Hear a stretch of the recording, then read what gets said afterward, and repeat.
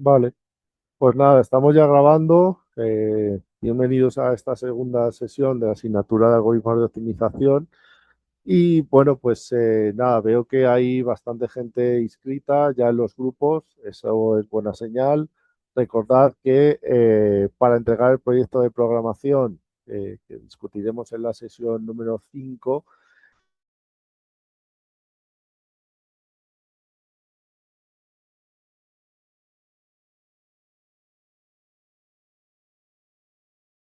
eso ya está solucionado. Entonces, los que estuvierais en grupos con más de dos personas, grupo, ¿vale? Se ha eliminado el grupo y se ha vuelto a crear. ¿Ok?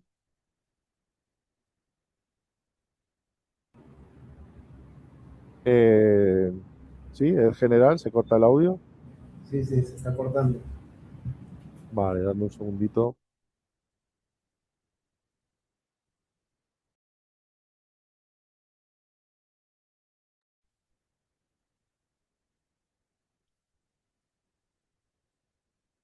Vale. Bueno, pues a ver si ahora se ha recuperado. Nada, simplemente comentaros que os inscribáis en uno de estos grupos de 50. Los que estuvierais en un grupo de más de dos personas, se ha eliminado el grupo para que no haya 10 personas inscritas en el mismo grupo, ¿vale? Y para las sesiones prácticas tenéis que inscribiros en estos de aquí abajo, ¿vale? Sesión práctica uno, la 2, la 3 y la 4.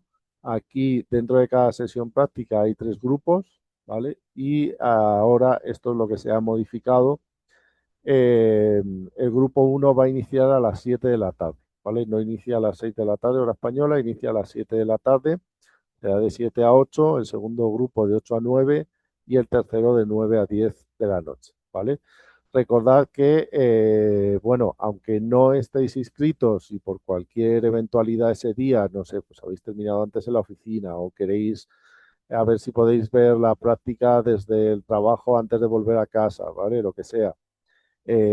Conectaos igualmente y si alguien de los inscritos ha fallado, pues se va a dar acceso hasta completar el cupo de 33 personas, ¿vale? Si ya hubiera 33 personas en la sala y vosotros no estáis en esta inscritos, pues se dará prioridad a las personas que estén en estos grupos inscritos, ¿vale? Y nada, eso era lo que os quería comentar respecto al aula. También tenéis publicados ya los contenidos de las prácticas, ¿vale? Con los acrónimos AG. Eh, y bueno, no hemos separado en la AG3 están los contenidos de la sesión 3 y de la sesión 4 conjuntamente, ¿vale? Eh, ¿Por qué? Bueno, pues porque en principio la sesión 4 no va a ser evaluable, ¿vale? Va a ser simplemente una tutoría guiada. Sí, quedan grabadas y además vais a tener acceso al de todos los grupos, así que pues no sé, si os habéis inscrito en el grupo uno, que en principio es el que voy a llevar yo, pero queréis ver, pues no sé, cómo lo da el otro profe o os gusta más cómo da el otro profesor, pues también lo podéis seguir conectándoos a las grabaciones del grupo 2, ¿vale? Y del grupo 3. Las sesiones vais a acceder a ellas y en principio no accedéis directamente al aula, sino que accedéis a lo que es la sala de espera. Y cuando inicie la hora, pues se dará acceso a las personas que están inscritas en el grupo y pasados 5 minutos de la hora se incorporarán aquellas personas que, bueno, pues que se hayan conectado y hasta llenar el cupo. Sí, las prácticas uno, 2 y 3, como podéis comprobar en la guía docente, son evaluables, ¿vale? Tenéis que entregar, eh, pues una parte será la que se haga guiada y luego hay una parte de trabajo adicional que, bueno, pues se presentará durante la sesión de prácticas y ahí pues tendréis que completarla vosotros, ¿vale? Al final sabéis que el tema de los créditos según el espacio superior de enseñanza europeo, por cada hora que se imparte equivale a un 60% del tiempo impartido de trabajo propio. Por tanto, la situación ideal es que atendáis a la hora de clase y luego estéis en torno a media hora, 40 minutos hasta completar los contenidos adicionales que tenéis que trabajar vosotros, ¿vale? Esto es así para todo el mundo. Y nada, pues ya ahí os organizáis vosotros si lo queréis hacer inmediatamente después o no, ¿de acuerdo? O lo queréis hacer en otro momento. Sabéis que tenéis como fecha de entrega la misma que la convocatoria. eh, y bueno, es probable, si alguien tiene interés, que bueno, facilitemos adelantar la entrega y la evaluación de la sesión 2, ¿vale? Ya os mandaré un anuncio a este respecto cuando se acerque la sesión, porque hacerlo ahora al principio pues no tiene como mucho sentido, ya que vamos semana a semana, ¿no? Entonces ya en junio os mandaré un anuncio por si alguien quiere tener alguna nota por adelantado, además del artículo científico, pues también va a poder entregar una de las prácticas. Bueno, pues no sé si hay alguna duda con respecto a esto.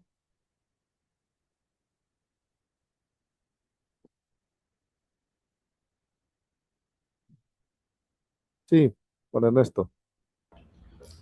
Solamente una duda. El proyecto de programación es definitivamente en grupos de dos personas, no menos, no más. Exactamente, dos personas, Ok. ¿vale? Dentro de cada grupo tenéis un foro habilitado por si se diera la casualidad de que, pues no sé, esas dos personas no se conocen o estáis buscando compañero y demás, y ahí pues podéis intercambiar información de pues, cuáles son vuestros correos y demás. Creo que también hay un botón para enviar un correo al grupo, al menos los profesores lo tenemos, entiendo los integrantes también, y ahí pues podéis intercambiar información para poder organizaros más fácilmente, ¿vale? Sí, Juan Pablo. Hola, profe. Es que en ese apartado de proyecto de programación, para la inscripción de los grupos por parejas, solamente está mostrando 3 grupos. No, hay 50 grupos. Sí, yo me inscribí a uno, pero pues estaba entrando a mirar porque hay gente que está sola para pasarme algunos de esos grupos, pero solo me deja ver 3. Y a varios compañeros les pasa Sí, eso. sí, salen 3 nomás. Eh, a ver, vamos a ver. Hay un apartado de inscripción de grupos para las prácticas, ¿vale? Y otro distinto para el proyecto final. Si queréis, volvemos a compartir la pantalla, ¿vale? A lo mejor viene por ahí la Me pa- confusión, que te has Parece que inscrito. ya no se muestra instructor. Antes sí se veía, pero ya no está visible ahorita. No. O sea, todo el mundo ve esta entrada. Aquí lo tenéis visible para estudiantes.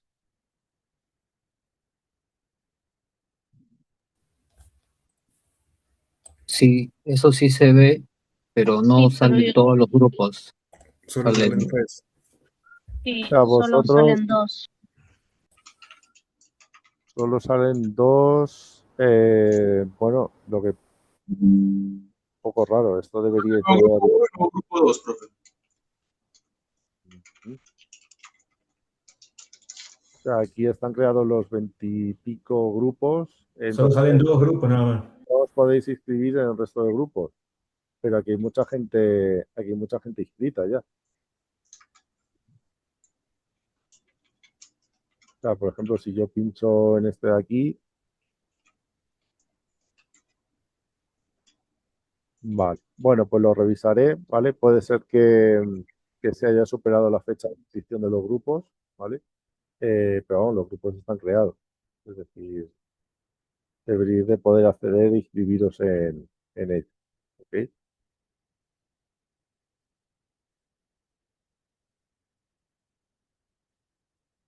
Mm, Vale, bueno, pues lo revisaré. Ya os digo que están creados y debería...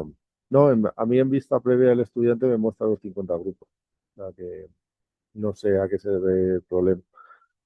Eh, Nada, los calaré también a soporte, a ver si es un problema técnico o cuál es el problema, pero vamos, yo he visto que más o menos hay ya como 50 personas inscritas, así que en algún momento han tenido que estar disponibles esos grupos, ¿vale? Bueno, lo revisamos. Vamos a seguir con la teoría, ¿vale?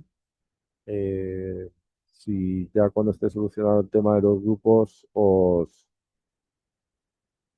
os mando un anuncio para que podáis proceder a la inscripción. De todas formas, bueno, hay tiempo, hay un mes para que os inscribáis y os organicéis. También tenéis un foro de la asignatura por si os queréis presentar ahí y poner, pues nada, señalizar que estáis buscando compañero o compañera, ¿vale? En ese apartado. Bueno, pues nos habíamos quedado aquí en este problema. No sé si alguien ha hecho este ejercicio.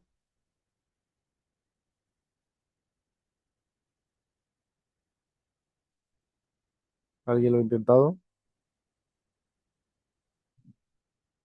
Sí, Juan Ernesto.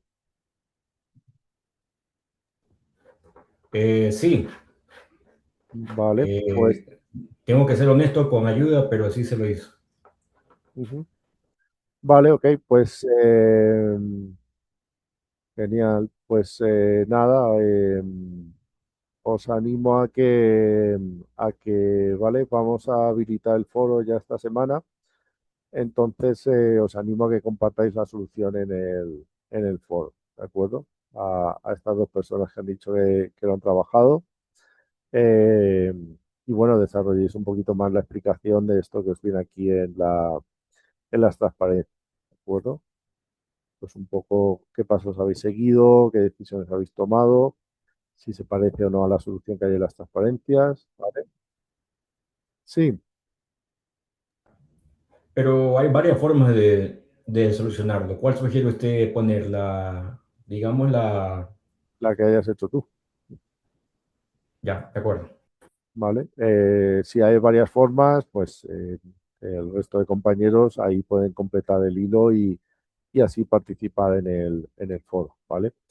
Eh, Va a haber un foro sobre algunos temas que propongo yo y en ese mismo foro, pues también durante las clases os iré comentando, bueno, pues hoy vamos a ver, por ejemplo, algoritmos de ordenación, pues hay una parte de análisis de complejidad de uno de los algoritmos, pues quien quiera, pues se va a dar la opción de publicar esa parte, ¿vale? Entonces vamos a ir dando distintas opciones para que, bueno, contribuyáis al foro y por ahí y podáis debatir, ¿vale?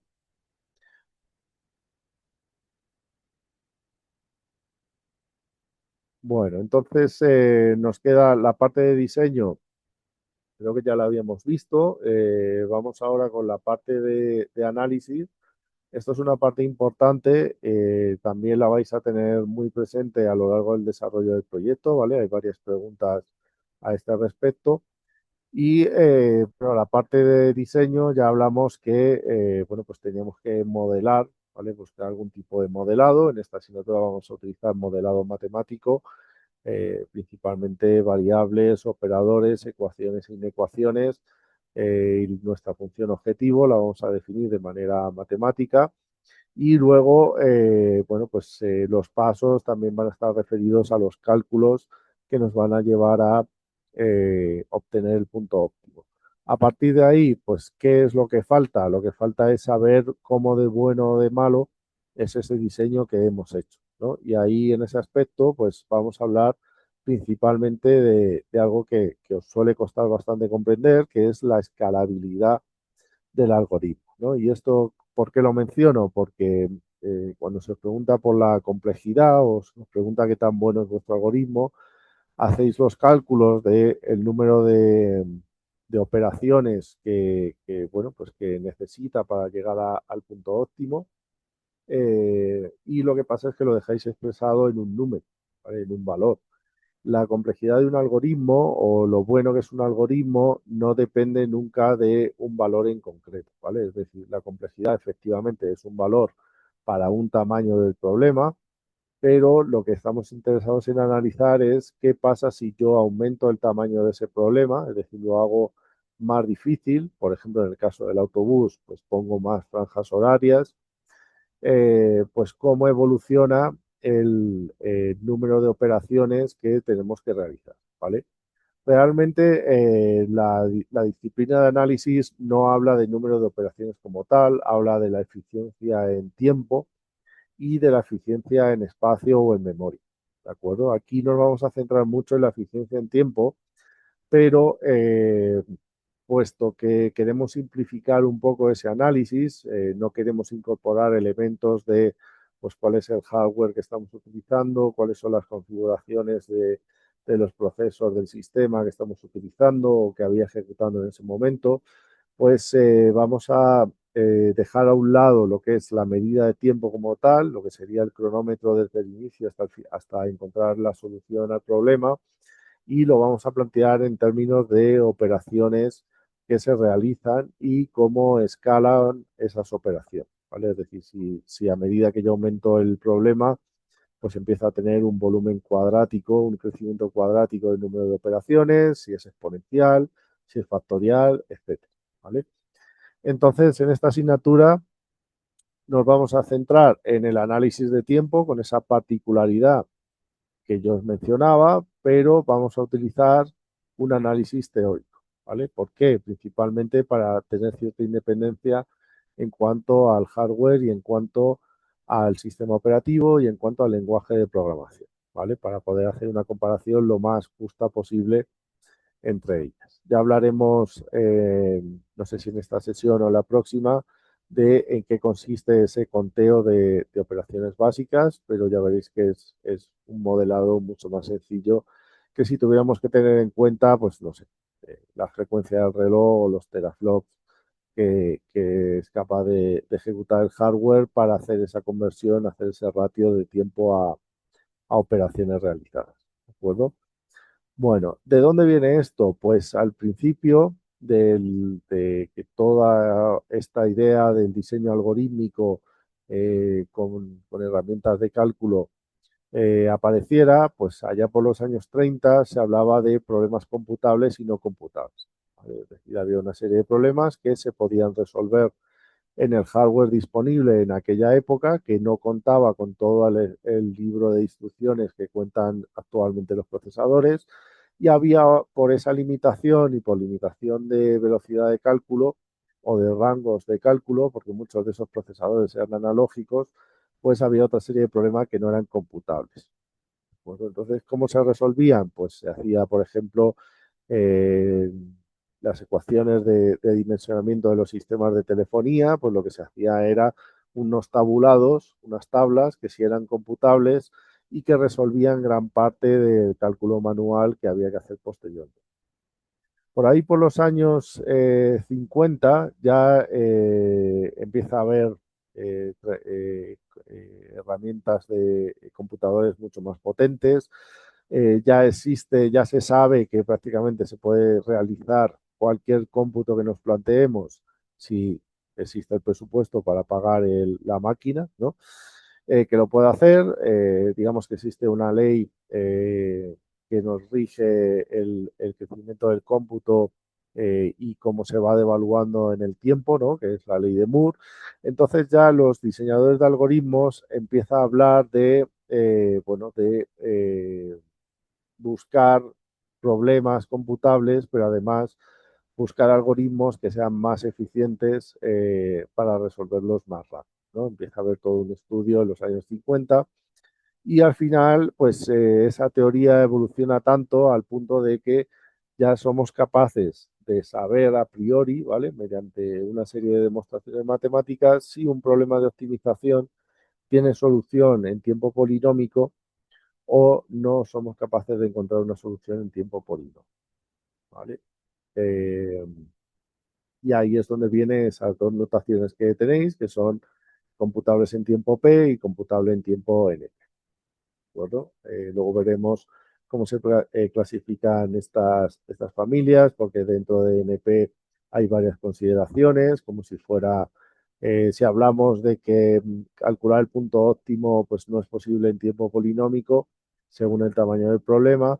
pero también tenemos un subcaso en el que, bueno, pues tampoco es polinómico validar si una solución es el punto óptimo del problema, ¿vale? De esto hablaremos de nuevo un poquito más adelante, en otra sesión, pero ya está bien que os vaya a sonar, ¿vale?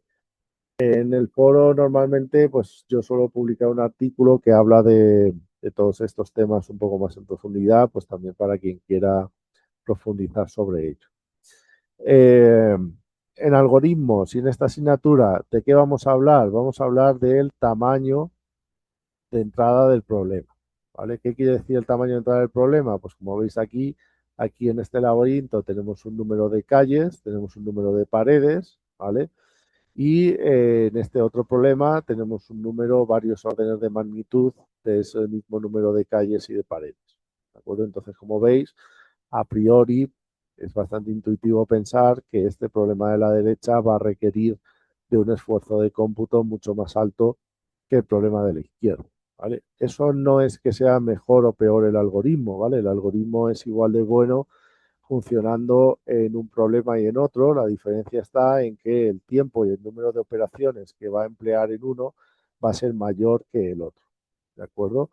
¿Qué es lo que nos interesa a nosotros? Entender cómo es el crecimiento en función del tamaño del problema de ese tiempo de cómputo, ¿vale? Por tanto, como os decía, no vamos a hablar de un número, ¿vale? Sino que lo que vamos a hablar es de una gráfica en cuyo eje X vamos a tener el tamaño del problema y en el eje Y vamos a tener la complejidad del problema, ¿vale? ¿Vale?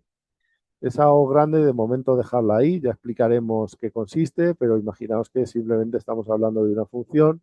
Lógicamente no me da igual un algoritmo que independientemente del tamaño del problema, siempre tarda el mismo tiempo, hago el mismo número de operaciones, esa recta horizontal que acabo de poner, que un algoritmo cuyo tiempo de cómputo crezca linealmente según una constante de proporcionalidad al tamaño del problema, que un algoritmo cuyo tiempo de cómputo crezca de manera exponencial, ¿vale? Y se dispare el número de operaciones, ¿vale? Si se dispara el número de operaciones con el tamaño del problema, vamos a poder seguir aplicando ese algoritmo a tamaños de problemas muy pequeños, pero va a haber un umbral a partir del cual, si intentamos abordar un problema más complejo, de un tamaño más grande, nos vamos a encontrar con que es computacionalmente imposible a través de ese algoritmo, ¿vale? Entonces, el análisis del algoritmo nos tiene que dar las pautas para saber cuál es la calidad de nuestra solución, si nuestra solución es constante, si nuestra solución es de orden polinómico, lineal, cuadrático, etcétera, cúbico, o nuestra solución es peor que el orden polinómico, donde tenemos pues la familia exponencial y la familia factorial. ¿De acuerdo? Ya hablaremos, como digo, más en detalle, pero es importante que entendáis que cuando planteamos un algoritmo, aunque sea de un problema concreto, después tenemos que analizar cómo se comportaría si ese problema empezara a crecer en el número de variables y restricciones que le estamos poniendo.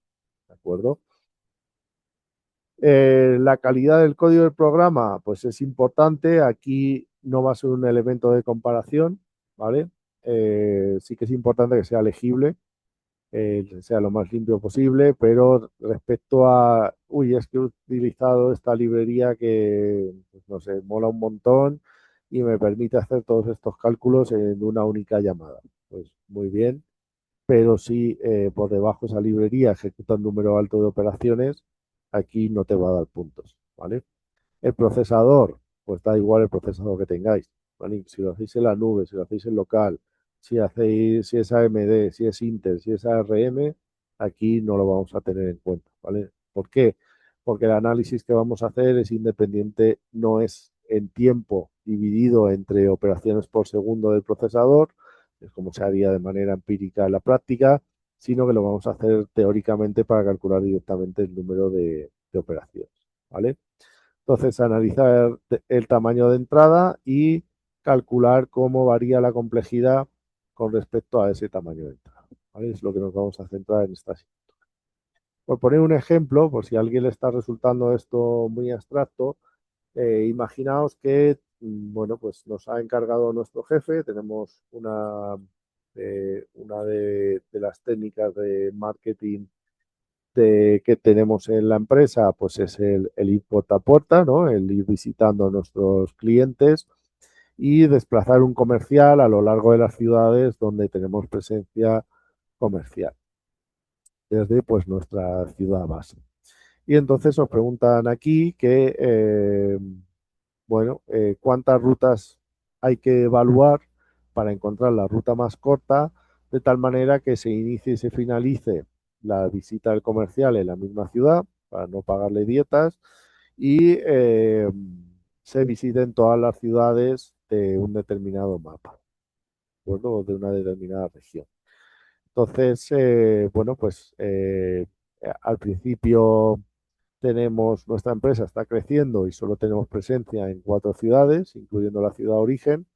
Y bueno, pues luego a lo largo del tiempo empezamos a crecer y empezamos a tener clientes en 532 ciudades. Entonces, como veis, la persona a la que le hemos encargado que diseñe las rutas empieza por un problema relativamente pequeño y luego ese problema empieza a crecer. Entonces os pregunto si alguien es capaz de decirme cuántas rutas hay en el caso de la izquierda.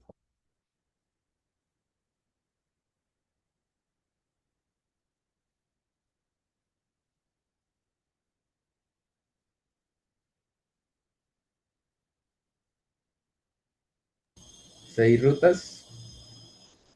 ¿Vale? ¿Y cómo lo has calculado? No, pues la verdad, conté las flechas de la imagen, pero pues, Ok. no sé. Bueno, lo ha hecho por fuerza bruta, y por inspección visual y fuerza bruta. Por ahí comentaban algo del cuadrado, el cuadrado de, De cual- cada ruta, repite la cantidad. te perdí un poquito el audio, el cuadrado del número de ciudades. No sé si es eso lo que querías decir.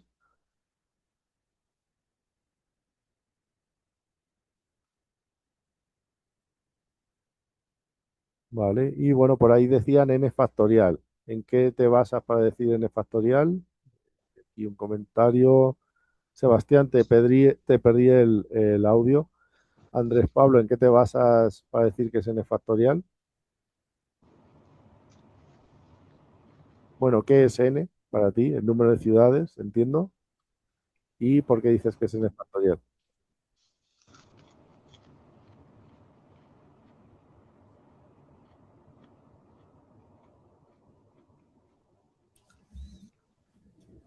Me imagino que porque cada nodo tiene que comunicarse con cada nodo de los otros, entonces entre más nodos haya, se vuelve, Lo puedo, lo puedo- incrementa. lo puedo tomar como la suma de las conexiones de cada ciudad existente, ya que las ciudades se conectan en doble sentido. Claro, pero ¿cómo llegas a la fórmula factorial? O sea, ¿qué proceso de modelado te hace llegar a la complejidad factorial?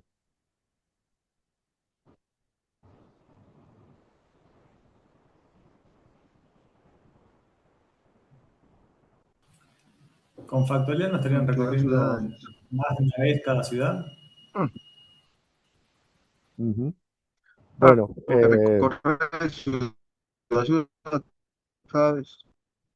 ujú. Claro, más o menos es un poco lo que dice aquí vuestro compañero por el chat, lo que estáis comentando. Al final, ¿yo qué es lo que tengo que hacer? Cuando elijo una ciudad como siguiente nodo, pues por ejemplo, voy a la ciudad número 1. Si os dais cuenta, todavía me quedan por asignar las ciudades 2 y 3, ¿sí? Con lo cual, por cada vez que yo asigno una ciudad,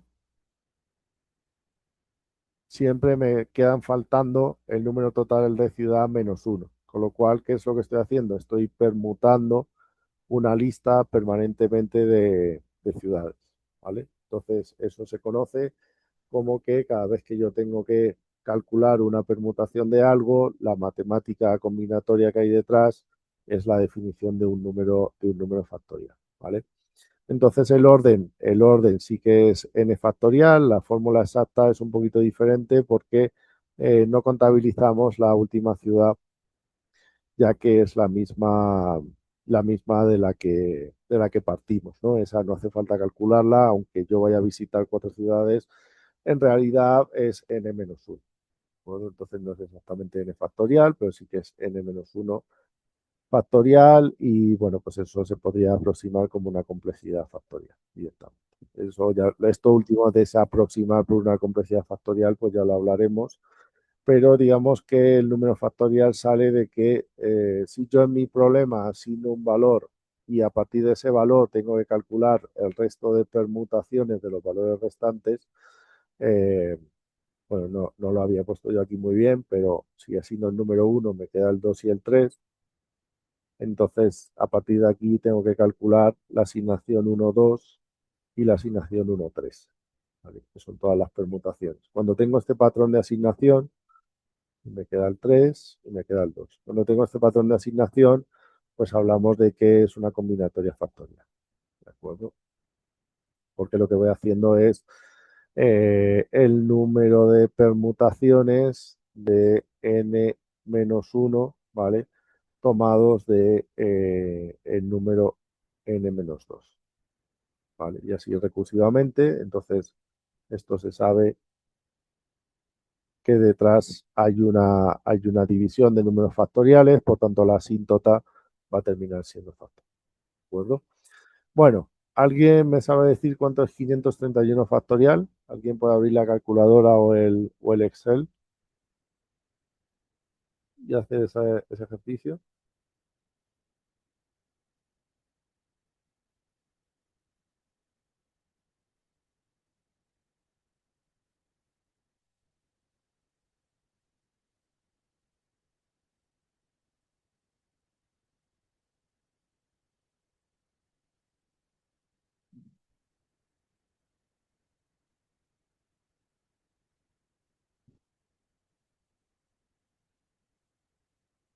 Ujú.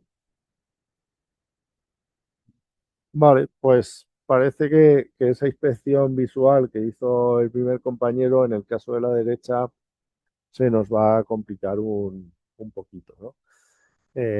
Bueno, pues básicamente el hacer toda esa combinatoria, pues es imposible, ¿vale? Con un computador binario no es factible. Obviamente no hablamos aquí de computadores cuánticos todavía.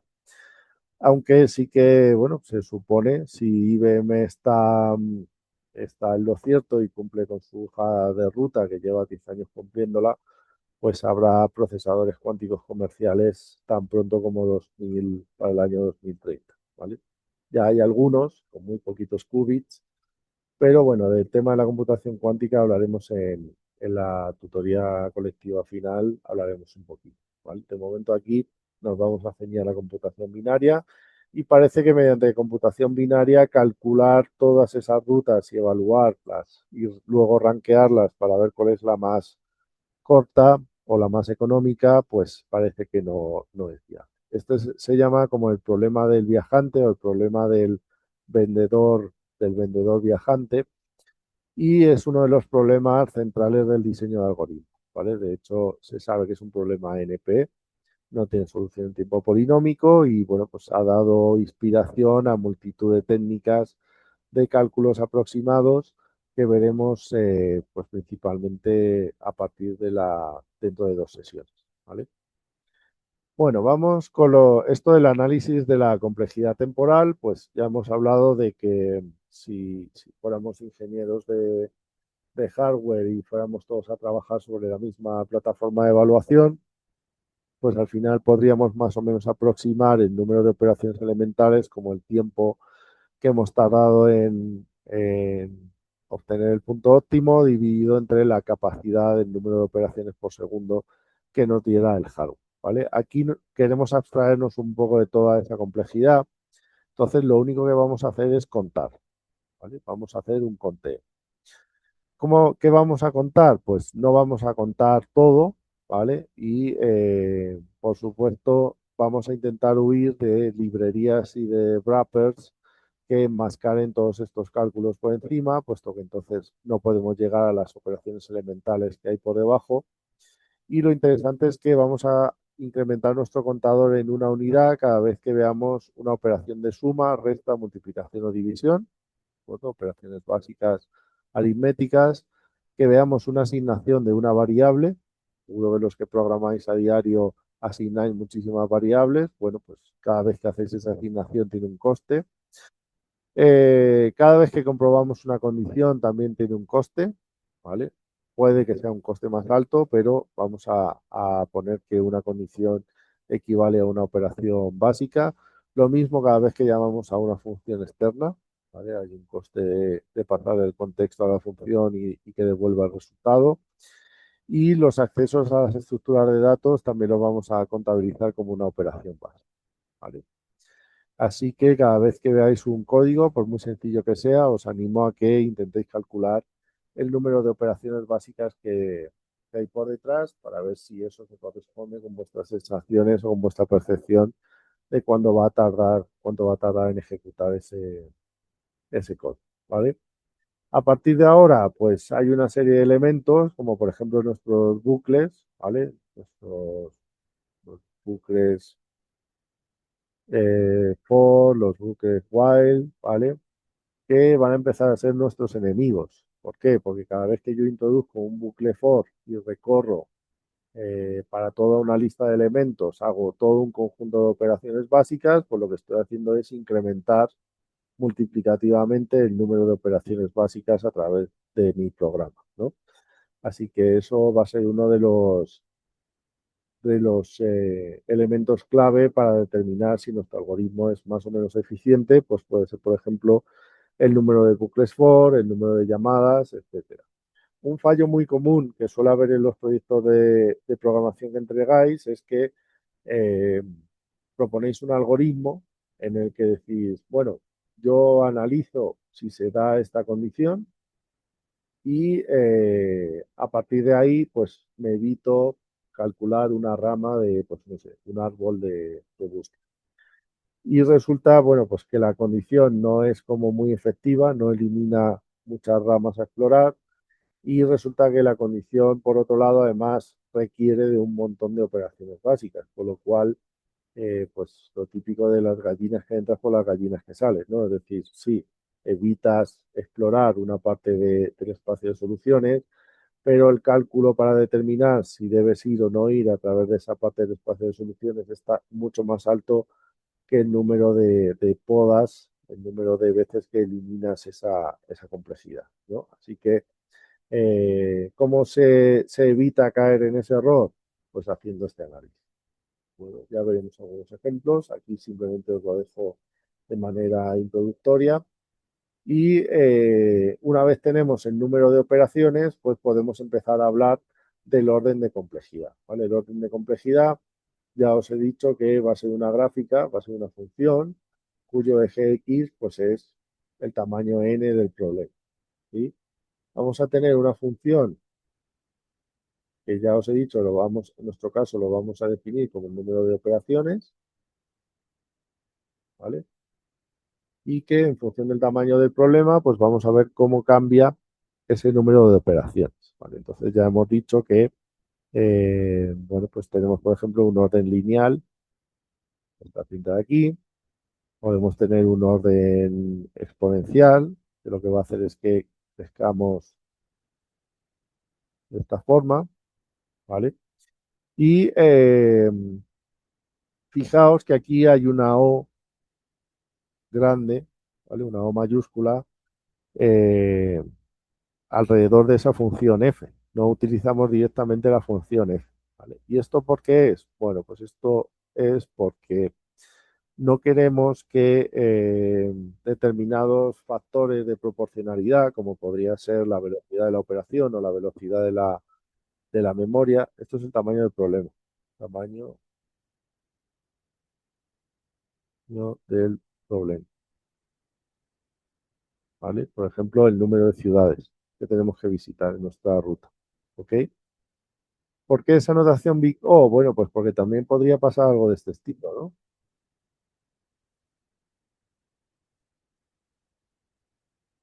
Entonces, si miramos de este punto hacia la izquierda,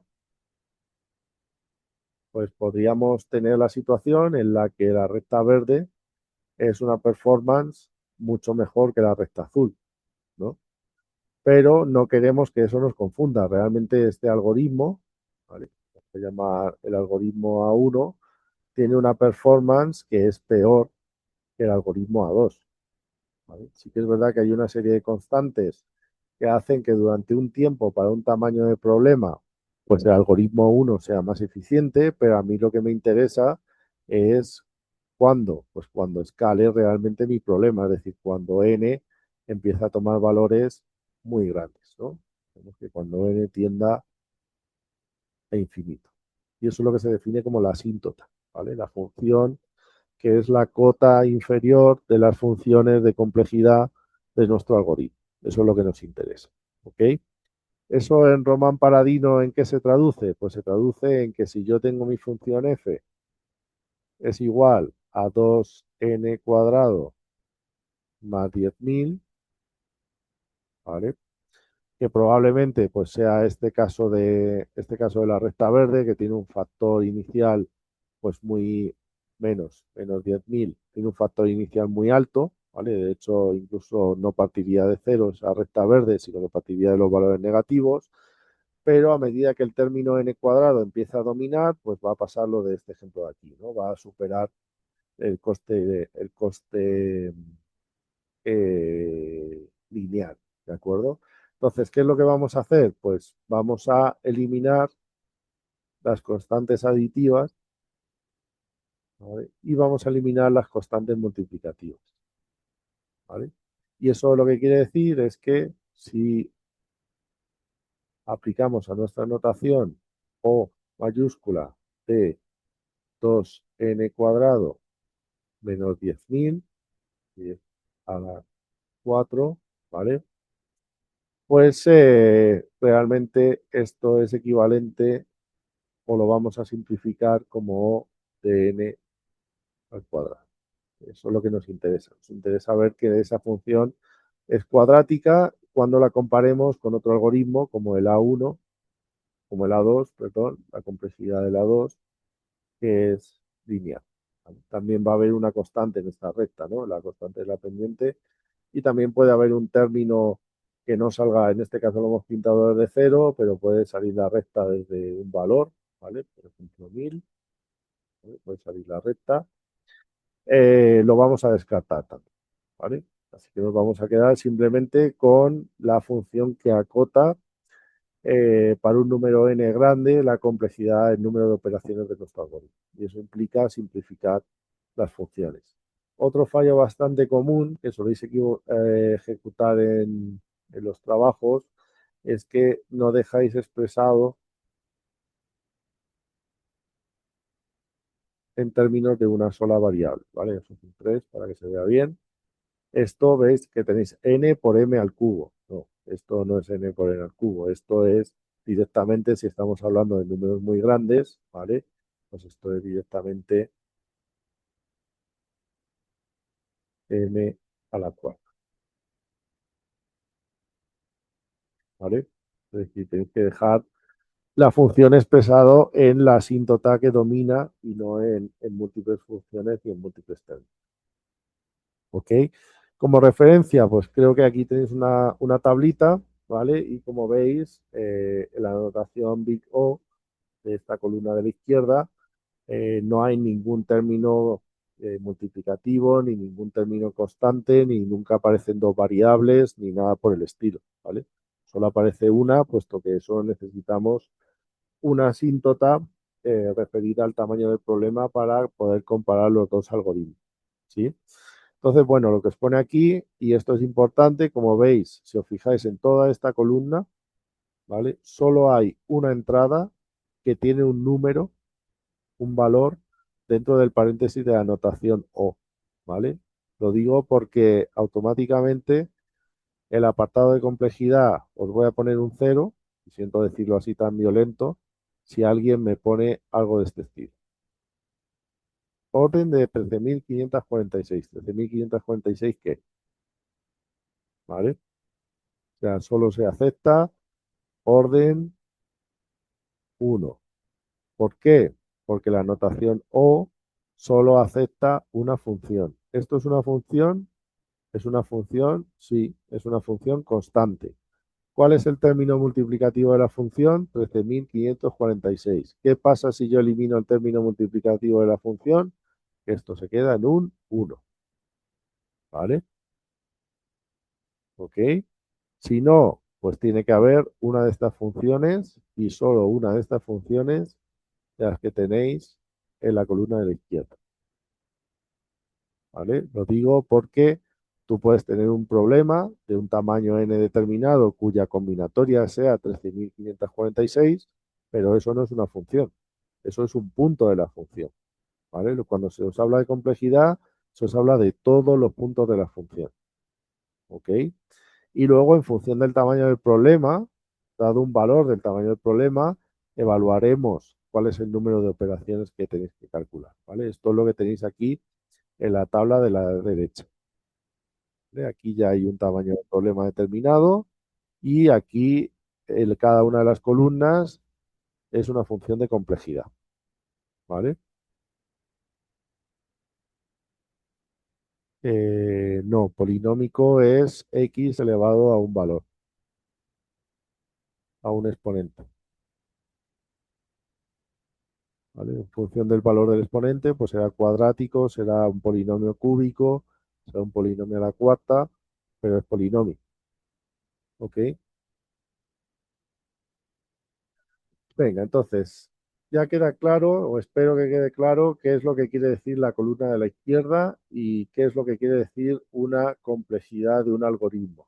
Quiere decir cómo cambia el número de operaciones con el tamaño del problema. Por lo tanto, no es una combinatoria, sino que es la función asíntota de la combinatoria con respecto al tamaño del problema. ¿Ok? Entonces, ¿qué nos interesa? Pues que sea, ¿cuáles son los que nos gustan de verdad? Los algoritmos buenos son aquellos que son constantes, ¿vale? Logarítmicos, lineales y en este, cuasi lineales, ¿vale? Y hasta polinómicos, ¿vale? Cuadrático, cúbico, polinómico en general. Todos estos quiere decir que habéis hecho un buen diseño del algoritmo. ¿Qué quiere decir que no habéis hecho un buen diseño algorítmico? Cuando hablemos de cuadráticos, perdón, de exponenciales y de factoriales. ¿Vale? Si mi algoritmo es exponencial y mi algoritmo es factorial, fijaos en lo que ocurre en la gráfica de la derecha, ¿vale? En la tabla que representa la gráfica, cómo varía la gráfica de la complejidad con respecto al tamaño del problema. Pues fijaos que para un tamaño de problema 100 ciudades, 100 clientes, 100 productos, o sea, no estamos hablando de nada descabellado. Fijaos los valores que tenemos para el caso exponencial y para el caso factorial. ¿Vale? Fijaos en el orden de magnitud que va multiplicando a la cantidad de la izquierda. ¿Ok? ¿Entendido? Por tanto, es muy importante que no diseñemos algoritmos que tengan esa complejidad.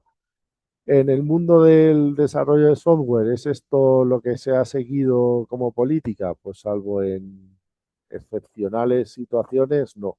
Lo que se ha hecho es cada vez metemos códigos más complejos, cada vez metemos número de operaciones más altos y nos encomendamos a lo que los cristianos llamarían una virgen, ¿vale? Que es la ley de Moore, para que la próxima generación de procesadores sean más rápidos y más baratos, ¿vale?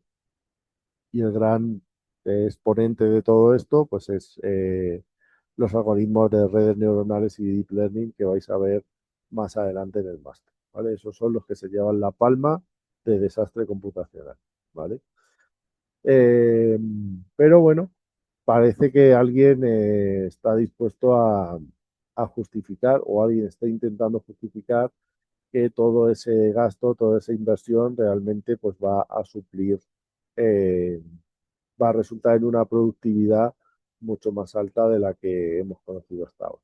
¿Vale? Yo hasta que no lleguen esos computadores cuánticos, lo pongo bastante en duda. Y no soy el único, ¿vale? Pero bueno. Entonces,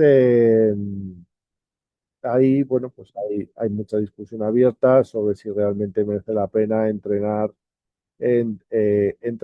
megamodelos de trillones de parámetros, de los cuales luego ven los ratios de activación y son realmente irrisorios, ¿vale?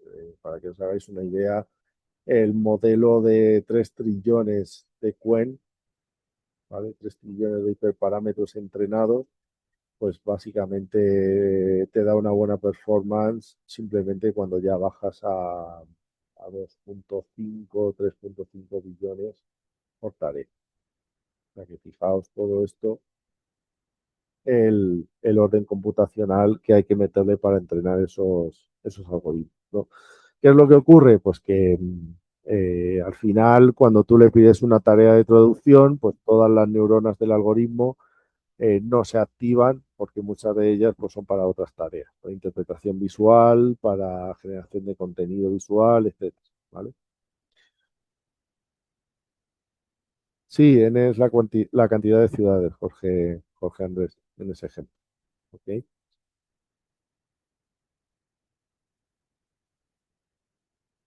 ¿Vale? Entonces, lo dicho, aquí vamos a intentar hacer el esfuerzo, además de aprender algoritmos de optimización que son base en los algoritmos que veréis posteriormente, pues también vamos a intentar hacer un ejercicio un poco elegante de solución. En Deep Learning son soluciones normalmente subóptimas. No, lo que ocurre en Deep Learning es que son la función que estás intentando entrenar, bien por la complejidad del conjunto de datos, bien porque no tienes infinitos datos, ¿vale? Bien porque no puedes generar infinitos datos sintéticos, que es la moda ahora para solucionar precisamente ese problema, es que son funciones que tienen múltiples óptimos locales. ¿Vale? No hay un óptimo global, hay múltiples óptimos locales y lo más probable, por la tendencia a sobreajustar que tienen las redes neuronales, es que tú acabes en uno de esos óptimos locales. ¿De acuerdo?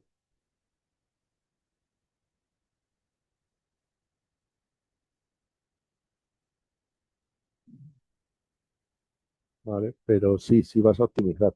Lo que pasa es que no vas a optimizar, bueno, de esto ya hablaremos más adelante.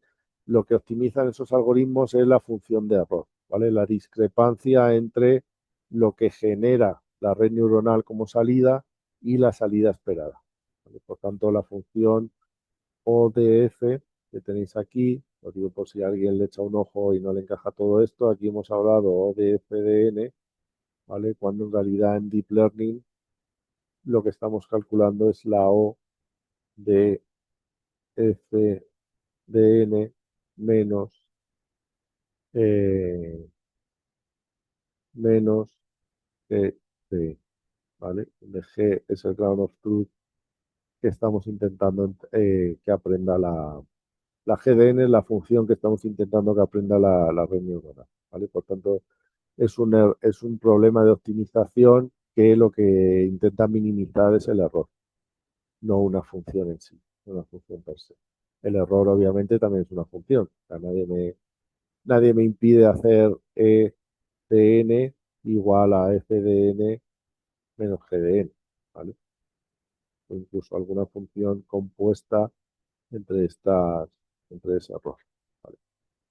Bueno, eso como curiosidad, ¿vale? De momento no tenéis que verlo, pero vais a ver que lo que hace las redes neuronales es aprender en base a fallos, en base a error. Por eso se tarda tanto y se necesita tantos recursos para entrenarla, ¿vale? Es un paradigma de aprendizaje muy potente, pero que lógicamente pues necesitas enseñarle todos los casos en los que va a fallar para que aprenda a hacer las cosas bien, ¿no? Es un poquito rebuscado en ese sentido, pero como veis en las aplicaciones de IA comerciales y en las que vais a entrenar en este máster, pues es un es un paradigma muy potente, ¿vale? Y basado en optimización, en reinforcement learning.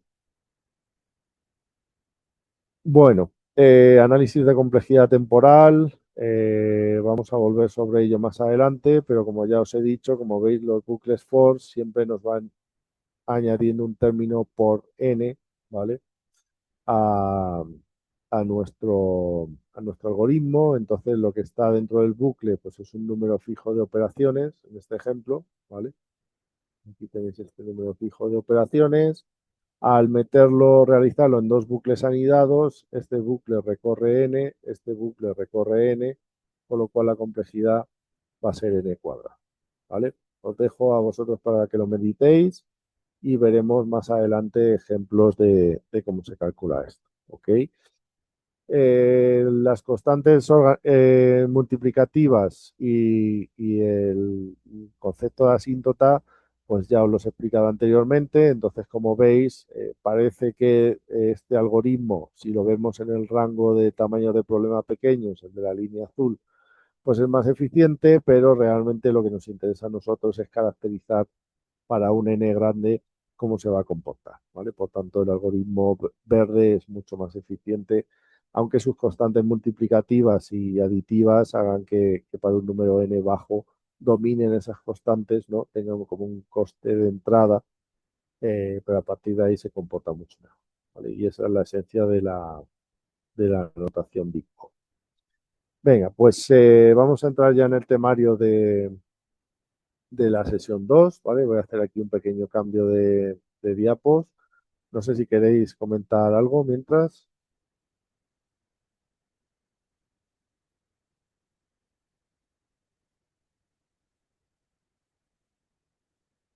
Vale, pues si os parece, mientras cargo la diapos, damos 2 minutillos, seguimos a 10, ¿vale? Yo me desconecto estos 2 minutillos.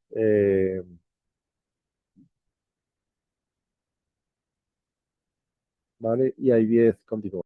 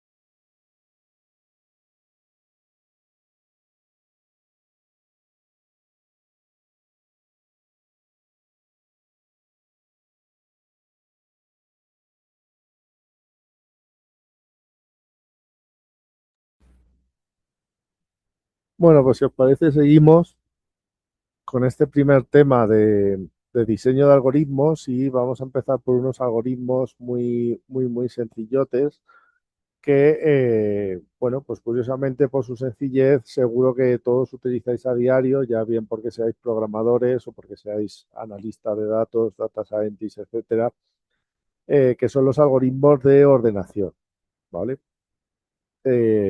¿Por qué es interesante? Porque son sencillos y porque seguramente nunca os habéis planteado eh, qué ocurriría si tuvierais que utilizar esos mismos algoritmos para un conjunto de datos mucho más grandes de los que estáis trabajando, ¿no? Sobre todo relativo a la capacidad de cómputo que tenéis disponible.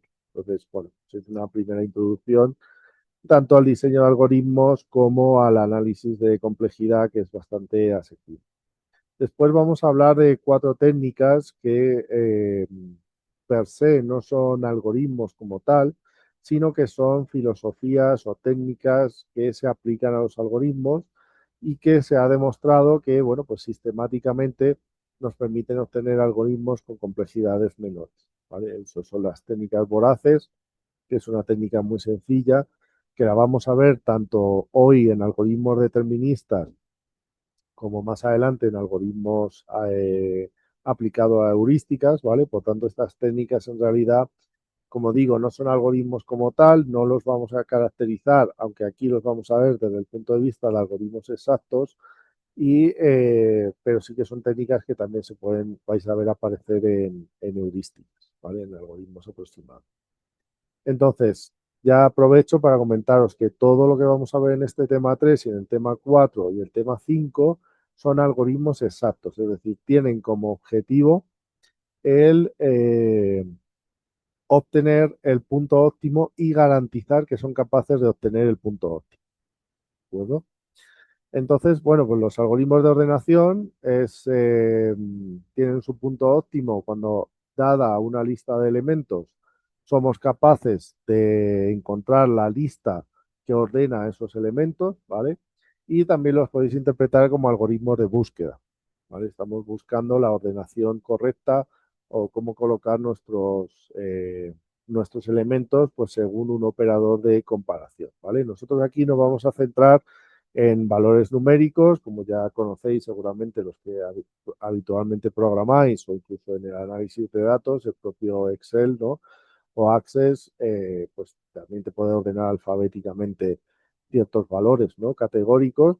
Y bueno, pues ahí lo que hacemos es utilizar un operador de comparación, ¿vale? Dado dos valores, sabemos si un valor es superior o inferior o tiene un orden superior o un orden inferior en nuestra ordenación eh, mediante ese operador de ordenación, ¿de acuerdo?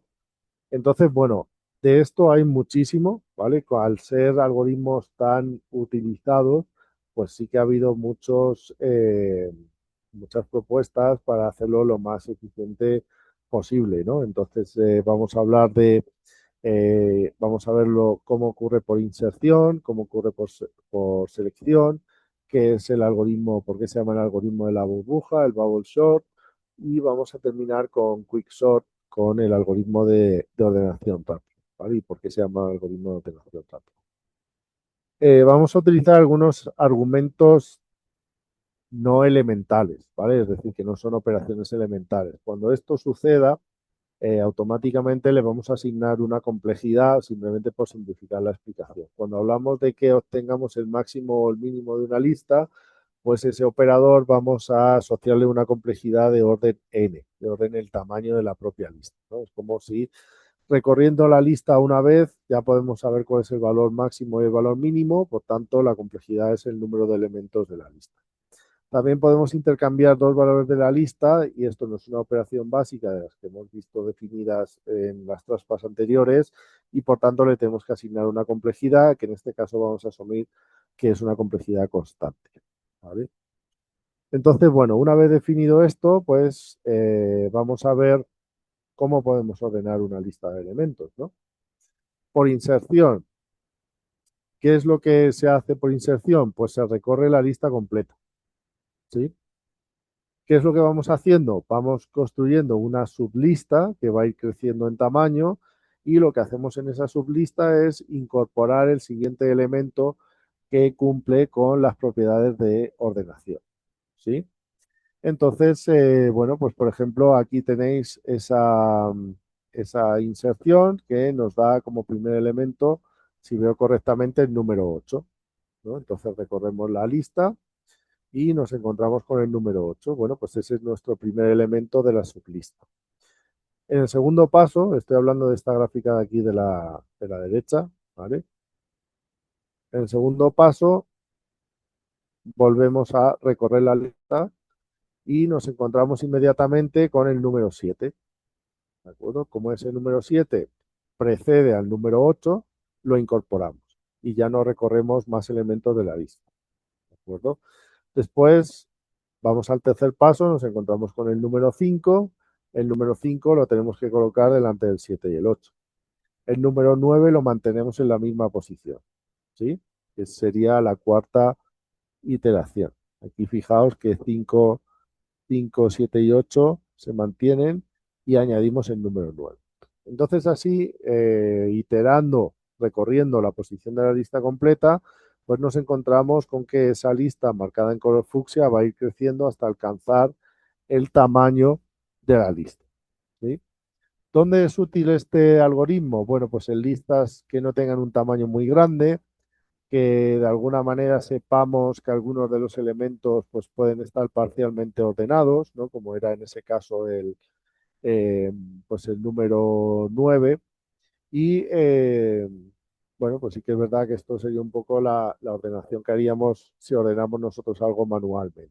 No os comentan aquí, tampoco tiene mucha trascendencia. Entonces, fijaos, aquí me puedo encontrar con dos situaciones completamente diferentes, ¿no? Las hemos visto en estas iteraciones intermedias. Fijaos que en esta iteración número 2, pues me ha tocado recolocar, ¿no? El número que me he encontrado, el 7, me ha tocado recolocar su posición. En esta otra iteración, en la número 3, ¿no? Pues me ha tocado recolocar el número 5, ¿sí? Con lo cual, bueno, pues me ha tocado leer la lista dos veces. Es decir, he avanzado un número y he tenido que mirar todos los valores que había ya marcados en fucsia hasta poder colocar ese número de ahí. En el otro caso, voy a cambiar de color, pinto naranjita, en el cuarto ejemplo, eso no ha sucedido. Directamente el 9 se ha incorporado a la última posición, pues por ser un valor mayor que el último elemento de la lista fucsia, ¿vale? Con lo cual, no he tenido que realizar ninguna operación adicional, ¿sí? Así que tengo dos casos. Imaginaos que yo llego y me encuentro directamente con la lista de la última situación. 1, 2, 3, hasta 9 ya ordenados, ¿vale? ¿Cuántos accesos haría? Miraría el primer elemento, un acceso, segundo elemento, otro acceso, tercer elemento, otro acceso, noveno elemento, otro acceso. ¿Cuántas operaciones para un tamaño de lista n? ¿Cuál es mi número de operaciones en este caso?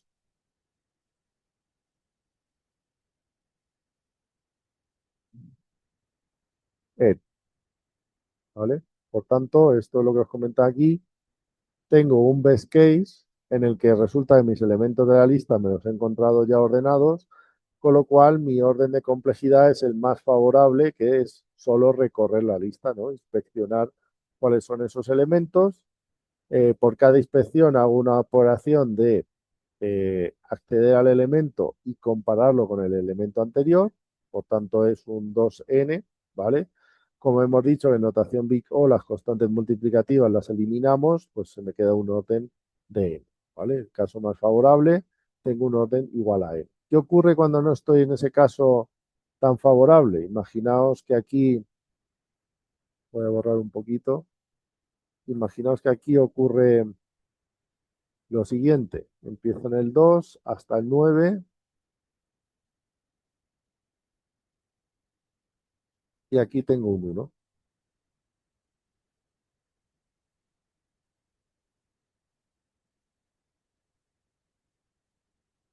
¿sí?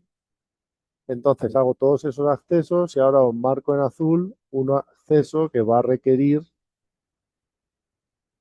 la evaluación de la lista completa, que es este de aquí. Cuando accedo al 1, tengo que empezar a mirar, no, es inferior a este, no es inferior a 8, no es inferior a 3, no es inferior a 2, ¿vale? Es inferior a 2, perdón. Entonces, ¿qué ocurre? Que tengo n operaciones, tengo las n operaciones de inspección y comparación en naranja, la secuencia naranja, y ahora que tengo el número de operaciones de la secuencia azul, ¿vale?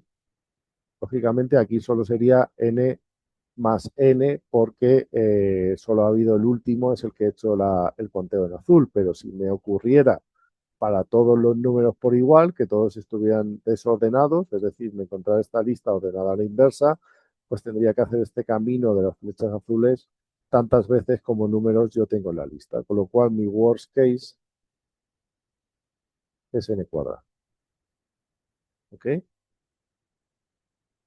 ¿Se sigue el análisis de complejidad? El algoritmo entiendo que sí, que es fácil, ¿no? Miro un número, lo comparo con el último elemento de la lista. Si no es mayor a ese elemento, lo que hago es buscar su posición para dejarlo ya colocadito. ¿Vale? La complejidad es lo que me preocupa un poco más. ¿Veis por qué en el caso ordenado accedo n veces es O de n y en el caso desordenado O de n cuadrado?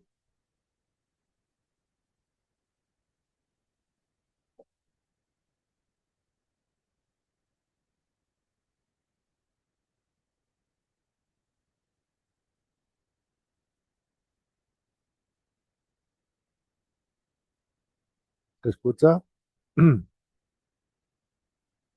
Sí, sí se escucha. Vale, ¿se entiende? ¿Dudas?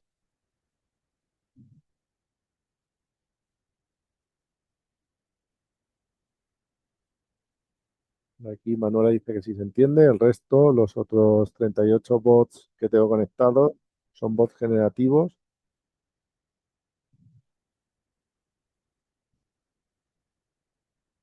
Vale, de acuerdo.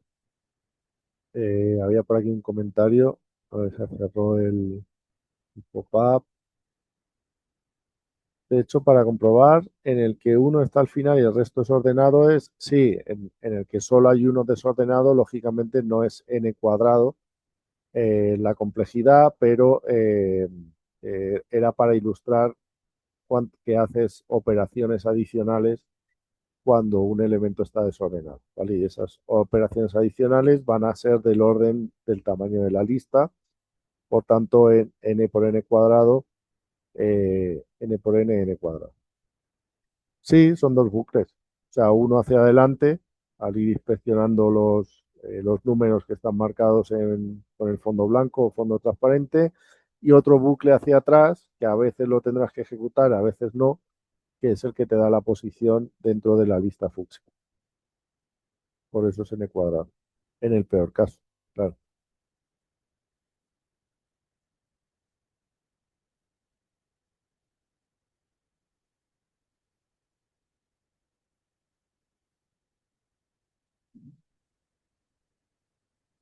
Sí, el caso favorable es que la lista ya esté ordenada, entonces nuestra complejidad es, pues haces, por cada número haces dos operaciones, accedes a la posición de memoria, comparas con el valor anterior, pero no haces nada más porque ya está ordenado. Bueno, si acaso asignación a la lista fucsia, por lo tanto es, el número de operaciones es 3 por n, ¿vale?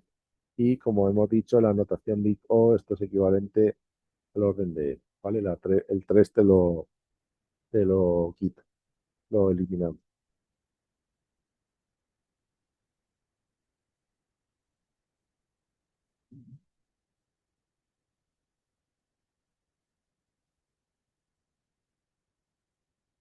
Solo por el hecho de dos bucles anidados se multiplica. Esto no lo entiendo, no entiendo muy bien, Marcos Antonio. No sé si quieres decir eh, que no eliminas el segundo factor de n, no lo eliminas porque ya es una función de n, no es una constante multiplicativa. Esto es constante, este 3 es constante, esto es el tamaño del problema. El tamaño del problema nunca lo simplifica.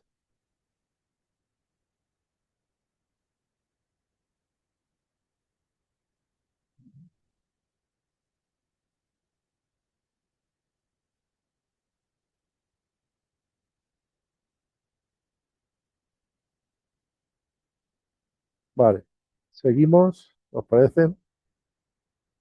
Vamos a ver otro algoritmo. Este se llama por inserción. Vamos a ver el algoritmo de la burbuja, ¿vale? Fijaos que hasta ahora uno de los principales problemas que tiene el algoritmo de inserción es que el número de operaciones que yo tenga que realizar potencialmente hasta recolocar un elemento en su posición final, pues sea bastante elevado, ¿vale? Entonces, ¿qué es lo que se propuso? Bueno, limitemos esa operación de recolocar hacia atrás, ¿vale? Solo a una posición, ¿vale? Solo lo voy a hacer con el elemento adyacente, ¿ok? Entonces miro dos números y decido si los mantengo o hago el swap, ¿vale? Los intercambio, ¿ok? Después de intercambiarlo, me doy a los dos siguientes números, al que ha quedado más a la derecha con el siguiente número, y decido si lo intercambio o no lo intercambio, ¿vale? Entonces, como mínimo, ya parece que vamos a recorrer toda la lista, con lo cual va a haber un factor de n operaciones garantizado, ¿no? Después, para cada elemento n, ¿yo qué hago? Pues hago una operación de comparación más potencialmente una operación de swap, ¿sí? Vale. Eso en cada una de las iteraciones. Pero ¿qué es lo que ocurre?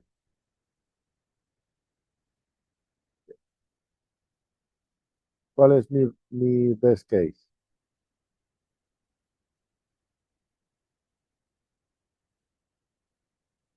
Que simplemente, pues, intercambiando de 2 a 2 las posiciones, pues yo me encuentre con la lista que soy capaz de ordenarla, ¿no? Por tanto, mi best case vuelve a ser lineal. Pero, ¿está garantizado que solo tengo ese caso?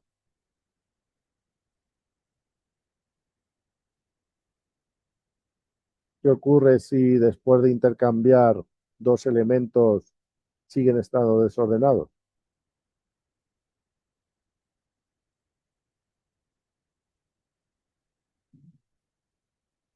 Que tengo que volver a repetir, ¿vale?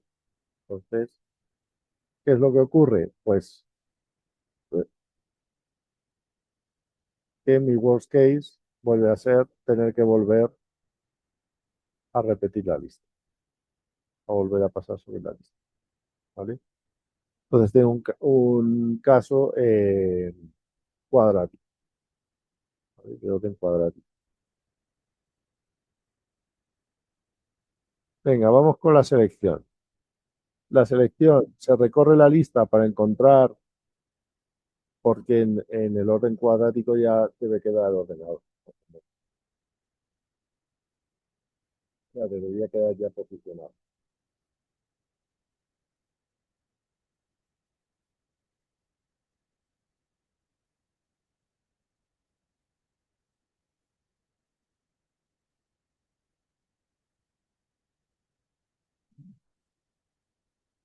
¿Vale? Venga, selección. Se recorre la lista para encontrar el máximo o el mínimo en cada iteración y situarlo en la posición que le corresponde, ¿no? Reduciendo progresivamente en uno el tamaño de la lista. ¿Ok? Pues bueno, este es parecido al que vimos de la inserción inicial, lo que pasa que en lugar de ir acumulando una lista, pues va haciendo desplazamientos hacia adelante, ¿no? Aquí, independientemente de la ordenación original que nos encontremos, pues lo que ocurre es que el coste es cuadrático, ¿vale? Es decir, yo miro una posición, miro un elemento y lo desplazo a lo largo de la lista hasta que ocupe su posición final.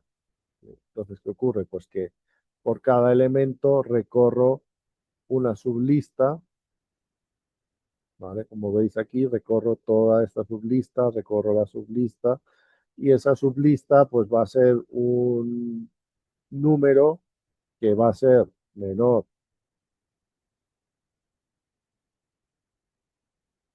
o igual que n, con lo cual lo que voy a hacer para el cálculo de complejidad, para la asíntota, es aproximarlo por n directamente, ¿no? Si tengo n elementos y tengo que recorrer n posiciones, ¿vale? Pues lo que ocurre es que n por n me va a dar un n cuadrado, ¿vale? Sí que es verdad que no siempre recorro n posiciones, ¿vale? Pero al final sería una constante multiplicativa menor que 1, ¿vale? Por tanto, al hacer la n, sí, o sea, tú partes de una posición y vas viendo, o sea, imagínate, a ver que lo pintemos aquí un poco mejor. Partes la celda que está en color oscurito, ¿vale? ¿Ves la flecha que hay por encima? Todas esas posiciones, ¿vale? Todas estas posiciones, a ver, por favor, no toquéis la pizarra, ¿vale? La tenéis habilitada por si queréis participar. Vale, gracias. Entonces tienes que recorrer 1, 2, 3, 4, 5 y en este caso 6 posiciones hasta llegar. No. Tú siempre recorres 6 posiciones. En este caso recorres 6 posiciones, ¿vale? En este caso recorres 4 posiciones, ¿sí? Entonces, tendrías en la primera iteración una constante alfa por n, ¿vale? En la segunda iteración tendrías otra constante beta por n, ¿vale? Alfa y beta son menores que 1, ¿ok? Con lo cual, cuando tú vayas a meter la notación big O que te elimina las constantes multiplicativas, eh, no, en código lo veremos más adelante, Paula. Pero aquí lo que tenéis que ver es que realmente estamos contando, estamos contabilizando, ¿de acuerdo? O sea, en código no tiene mucho misterio, es un bucle y un if. Cada línea es un caso diferente, pero entendéis que para el cálculo de operaciones la función que domina es n. Es decir, el peor caso es que tú vayas a tener que recorrer toda la lista completa. ¿Eso lo veis?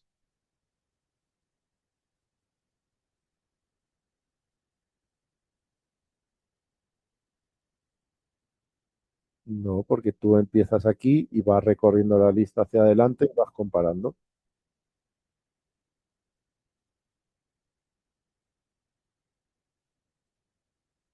A ver, vamos a poner esto un poquito más grande.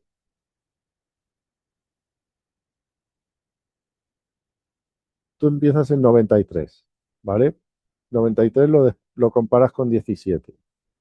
¿Es mayor? Sí. 77. 93 es mayor que 77, sí, sigo hacia adelante. 93 es mayor que 31, sí, sigo hacia adelante. 93 es mayor que 44, sí, sigo hacia adelante. 93 es mayor que 55, sigo hacia adelante. 93 es mayor que 20, sí, ¿vale? He alcanzado el final de la lista, con lo cual ese ya está colocado.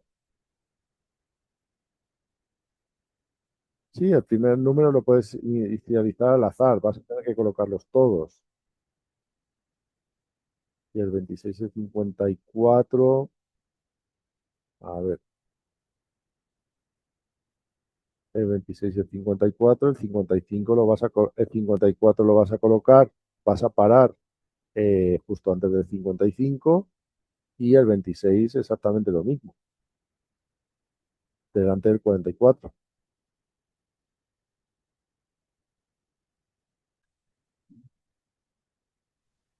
Hola, buenas. ¿Puedo preguntar una duda por aquí? Sí, sí, Sí, que es que lo que yo decía es que en la primera línea sí. se sombrea el 93, que se ve que es el número más grande, y ya se Ujú. van desplazando ese.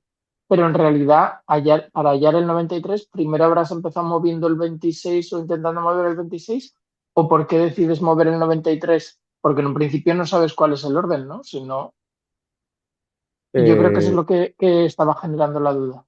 Perdón. sí, sí, o sea, lo que vas haciendo, tú eliges una posición y lo colocas en el... lógicamente tienes que buscar cuál es el menor valor o el mayor valor para empezar. Eso te da recorres n veces la lista, ¿sí? Ujú. Sí, sí, recorres n veces y dices, vale, el mayor es este, pues ahora lo voy a colocar al final, ¿no? Algo Claro, así. y luego para cada valor vas recorriendo otra vez n posiciones de la lista, por lo cual te sale un orden n cuadrático. Ujú. Lo que pasa es que si sabes que ya es el mayor, ¿por qué no lo pones directamente al final? Supongo que por la estructura de datos, ¿no? No, pero es que tú no sabes qué es el mayor. Tú lo que vas recorriendo es un elemento y entonces vas viendo los siguientes elementos. O sea, solo tienes información local, no tienes información global de los valores. Vale, vale. Lo digo, perdón, perdón que me repita, pero es que como se colorea en negro primero el 93, que es el mayor, parece que Ujú. sí que sabes cuál es el mayor. Visto así, ¿eh? Y luego se colorea el 77, que es el segundo más mayor, y se colorea y entonces se mueve. Entonces parece que algo No, mágico sepa cuál es el no, mayor número que falta. aquí magia hay poca. Vamos a ver. A lo mejor Ya, es ya. que no he explicado esto debidamente. Vamos a ver. Eh,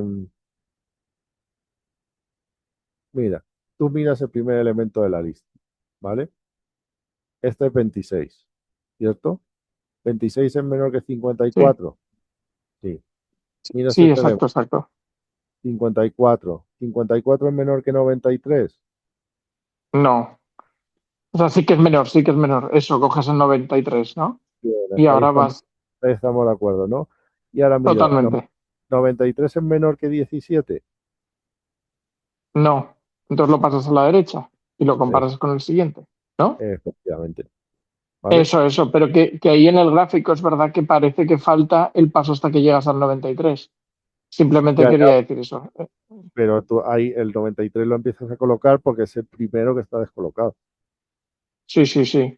¿vale? Porque llegas hasta ahí, ¿no? Porque si en este ejemplo hubiese un 108 a la derecha del 93, pues claro, tú Sí. empezarías a mover el 93 así, hasta que llegases al 108, pillarías el 108 y ya moverías hasta el final el 108. Si Y luego volverías. en lugar de 17 hubiera un 94, tú el 93 lo dejarías quieto. Eso. Pero si hubiese un 17 y luego un 94, ¿moverías primero el 93? Moverías primero el 54. Si estuvieran invertidos, no sé si es eso lo que dices, No, moverías. si después del 93 hubiese un 17 y después del 17 un 94, primero moverías el 93 por el 17, luego Ujú. dirías el 93 es menor que el 94, entonces muevo el 94, ¿no? ¿O no? Claro, pero primero mueves el Eh, noventa y Eso, tres hasta que lo paras delante del 94. Y luego el noventa y eso, cuatro le seguirá un número menor, que sea el 37. Entonces dices, eso, el 94 lo tengo que mover. eso. Y entonces que en cada iteración en realidad empiezas desde el primer número y vas moviendo así. En cada Eso iteración es. desde el primer número. Sí, recorres n veces hasta que encuentras la posición que está invertida. Mm. Exacto. Vale, Y vale. luego No, vuelves, simplemente eso, porque ahí sí, parecía que solo era desde la posición oscura, pero no, es desde la izquierda todo el rato, por eso sale en el sí. cuadrado. Pero además de moverte hasta la posición que está sombreada, luego haces potencialmente n movimientos hasta que lo colocas. Con lo Eso cual es, recorres para cada elemento que tú has movido, recorres el total de la lista, ¿vale? Entonces, n eso, elementos recorriendo n posiciones es lo que te da la complejidad del n cuadrado, eso es, eso es. ¿vale? Ahora Genial, está, sí, sí, sí, sí. ¿sí? O sea, realmente lo de Perfecto. dónde empiezas y tal, para la complejidad o sea, aquí lo importante es que veáis, porque ahora vamos a llegar a Quickshot, ¿vale? Lo que veáis es que si por cada elemento recorro el total de la lista o recorro parcialmente la lista o la ordenación tiene impacto o no tiene impacto, ¿vale? Los detalles de dónde empieza, dónde, eso ahora mismo es menos relevante. También. Lo importante es que veáis que la asíntota del número de operaciones pues va cambiando y de dónde sale ese numerito, ¿ok? Con que os quedéis con eso a mí me vale. No os voy a pedir que memoricéis, bueno, ¿y cómo se inicializa en la búsqueda? No, simplemente es que veáis, pues mira, es que resulta que aquí para cada recuadrito sombreado me toca recorrer la lista completa, con lo cual, independientemente de la ordenación, yo recorro n cuadrado la lista, ¿vale? En el caso de la inserción, no. En el caso de la inserción, si me encontraba que ya estaba todo ordenado, pues ahí terminaba la cosa, ¿vale?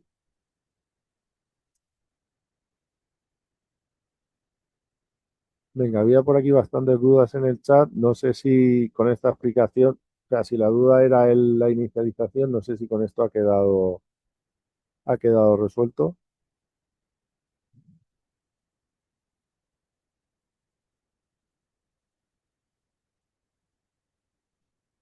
Vale, antes dijiste que el algoritmo de inserción es para pocos números y era ON. No, lo que ocurre, Manuela, es que aquí tienes n cuadrado sí o sí, ¿vale? Con lo cual, pues no tienes, aunque tengas pocos números, no tienes ninguna ventaja. No sé si esa era la duda. A ver, más comentarios que había por aquí. En cada iteración se selecciona el mayor. No, no es el mayor, es el que detecte primero que está intercambiado, ¿vale?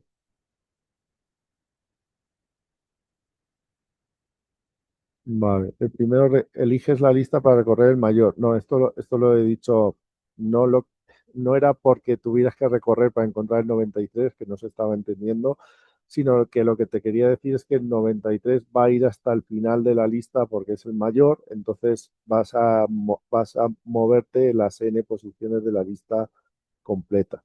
Juan Daniel me preguntaba esto.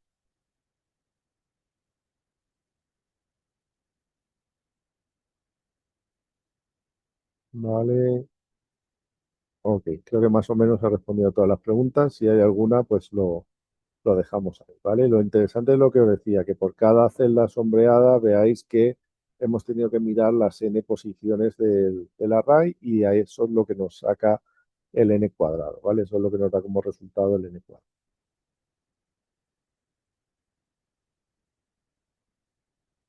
Venga, pues vamos a ver uno un poquito más interesante.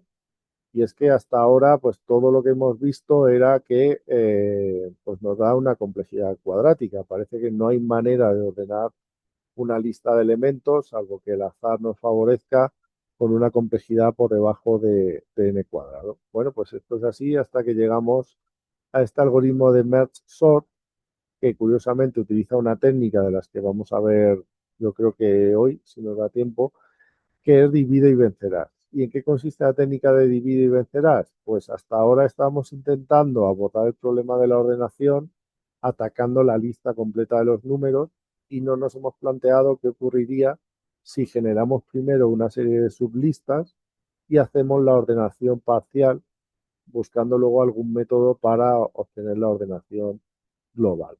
¿De acuerdo? Y bueno, pues esta es la idea de merge sort y fijaos que puede obtener una ordenación por debajo de la cuadrática. Es cuasi lineal, ¿vale? Tenemos un orden de n por logaritmo de n y no de n por n como hemos visto hasta ahora, ¿de acuerdo? Y bueno, pues se realiza mediante ecuaciones en recurrencia o mediante un proceso de recurrencia. ¿Y en qué consiste este algoritmo de merge sort? Bueno, pues consiste en que en lugar de intentar ordenar la lista completa, vamos a dividir la lista en dos mitades, ¿sí? La mitad sombreada y la mitad no sombreada. Y recursivamente vamos a realizar este procedimiento, ¿vale? La primera sublista la volvemos a dividir de nuevo en dos nuevas sublistas de tamaño n medios. ¿Hasta cuándo? Pues hasta que ya lleguemos a un tamaño de sublista 2 y obtengamos los valores individuales, ¿vale? Así que aquí partimos de n, aquí tenemos n medios, aquí tenemos n cuartos aproximadamente, puede haber valores no pares, y aquí tenemos n octavos, que en este caso ya es igual a 1, a la unidad. ¿Ok? Bueno, pues una vez hemos obtenido esas sublistas separadas, fijaos lo que vamos a hacer. Vamos a coger los pares de 2 en 2 que nos han quedado en el último nivel del árbol y los vamos a ordenar. ¿Ok? Por tanto, este ya está ordenado. Este otro de aquí ya lo vamos a generar cuando hayamos ordenado previamente los dos anteriores, ¿sí? Y lo mismo para la rama de la derecha. ¿Ok? Al final, pues tengo dos sublistas que están preordenadas, ¿de acuerdo? Y sobre esas dos sublistas ordenadas obtengo mi ordenación final, ¿vale? Entonces, mi pregunta es, el n está más o menos claro de dónde sale, ¿no? Es decir, al menos tengo que recorrer cada uno de los valores una vez dentro de la lista, ¿sí? Ahora mi pregunta es, ¿por qué el término multiplicativo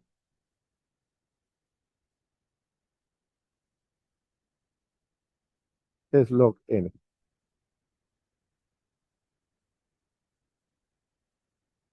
y no es n? La pista la tenéis a la izquierda, ¿vale? En esos dígitos que os he puesto ya ahí a la izquierda. Vamos a ver aquí un poquito. El logaritmo de m igual a 1. Logaritmo de m igual a 1. A ver, yo lo haría de la siguiente manera.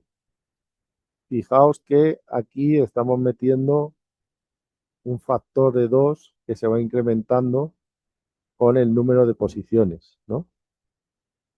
Exactamente. Lo va dividiendo en igual a 1. Entonces, fijaos que para cada nivel yo recorro todas las posiciones. De ahí sale el n, ¿vale? Ahí, de cada nivel yo hago n operaciones para colocar, recorro n veces la lista para colocarlo, ¿sí? Entonces, ahora, ¿qué es lo que tengo que calcular? Tengo que calcular, efectivamente, tengo que calcular el número de niveles que yo tengo, ¿sí? Entonces, yo sé que el logaritmo es la operación inversa de la exponenciación.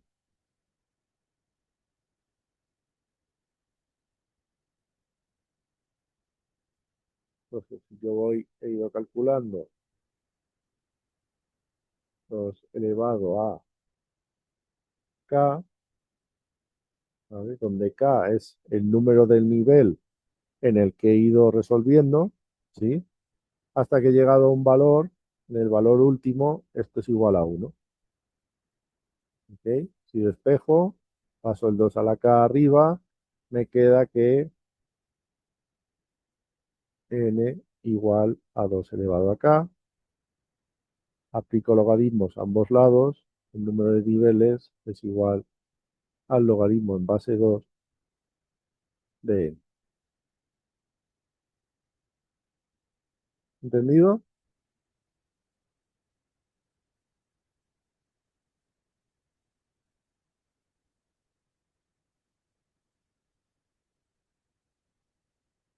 ¿Las dudas? Jorge Enrique, cuéntame. No, profe, la verdad no entendí nada de ese procedimiento. Quedé perdido. Vale, tú ves que para cada nivel de este árbol yo recorro n posiciones. Hasta ahí sí, ¿no? Para hacer la ordenación. Sí, recorre, tengo 3, 4, 5, 6, 7, 8, 9 posiciones, 2, 4, 6, 8, 9 posiciones, 9 espacios. Sí, 9 espacios. Tú ves que en cada nivel de ordenación, ¿vale? en estos, yo empiezo a contabilizar el número de elementos que he ordenado. Aquí he ordenado 2, 4, 6, 8, ¿vale? Aproximadamente los 9 iniciales. ¿Entendido? Sí, señor, uno menos. Vale. Bueno, uno menos, pero aproxímalo. Imagínate que fueran pares. En el siguiente nivel, yo he ordenado 1, 2, 2, 4, ¿sí? Porque estos dos ya estaban ordenados. De aquí, La mitad. ¿vale? Aquí vuelvo a ordenar, vuelvo a comparar todos los valores, los 4 con estos 5 de aquí. La mitad los tengo que recolocar seguro, ¿vale? Porque esta mitad ya está colocada. Ya la he colocado antes. ¿Sí? Entonces, para cada nivel, yo lo que estoy haciendo es ordenar n valores, ¿vale? Mi asíntota tiene que mirar todos los valores. Pero esa ordenación de n valores la he hecho tantas veces como niveles tengo. ¿Se entiende esto?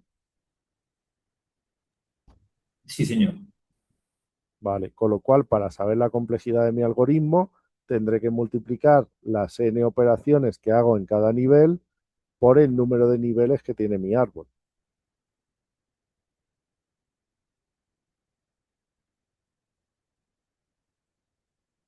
¿Sí?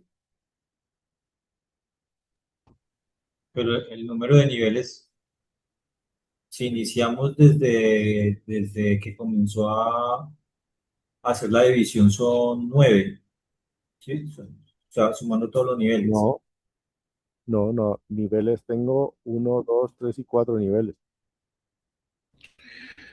En la primera parte, sí.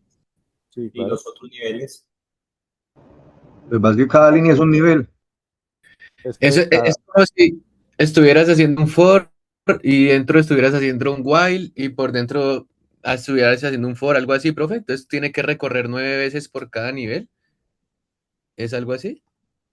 sí, por cada nivel recorres 9 veces, pero en la complejidad total, en el coste de cada nivel, de ese for de cada nivel, hay un for por encima que es el número de niveles. Los niveles son las líneas. Cada vez que recorre, divide, y por consiguiente, si usted cuenta, las líneas son 4 y cada vez que divide, pues va bajando y va reduciendo 2. Sí, cada vez que divido voy reduciendo el tamaño de la lista en 2.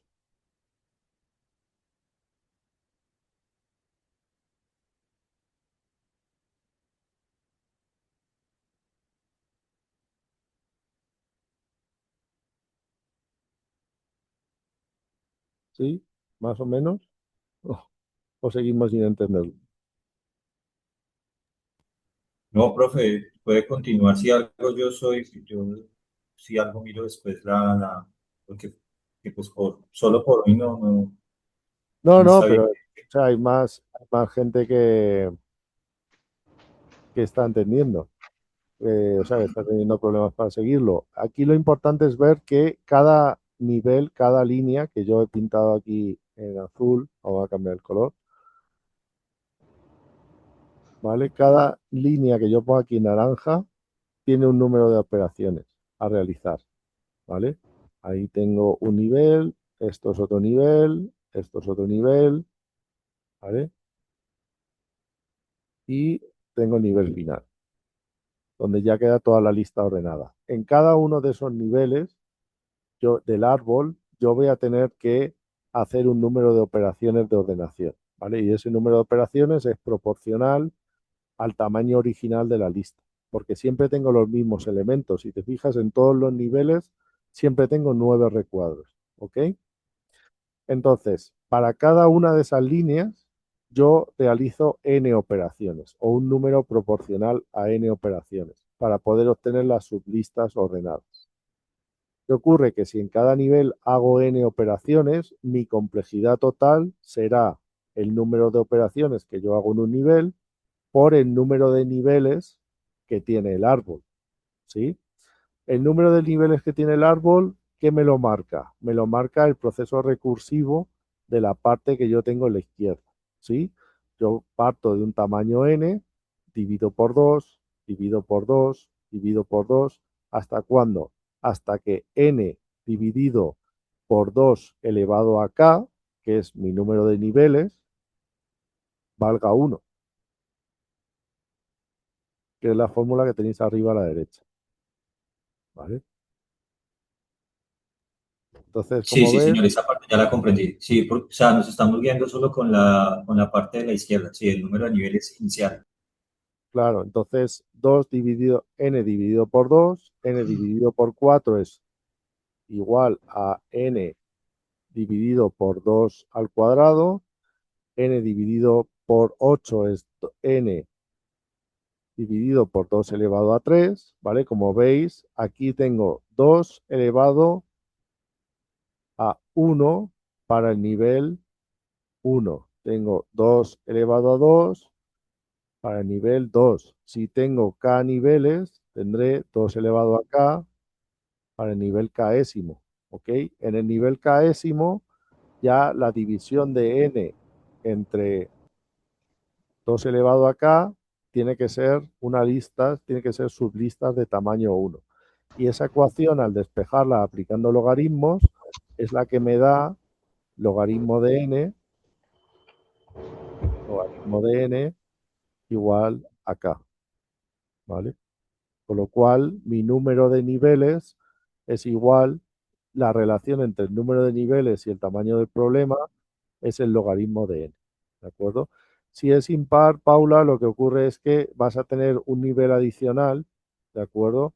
Pero como estás trabajando con asíntotas, sencillamente lo que pasaría es que ese logaritmo de n se incorporaría un factor de n más 1, ¿sí? ¿Se entiende esto, Paula? Lo de el n más 1, es decir, este k va a ser en comparativa, lo puedes sustituir por k más 1, ¿sí? Entonces esto te quedaría logaritmo de log n menos 1 multiplicando por n, como esto lo vas a meter en la notación big O, la constante acumulativa, la desprecias.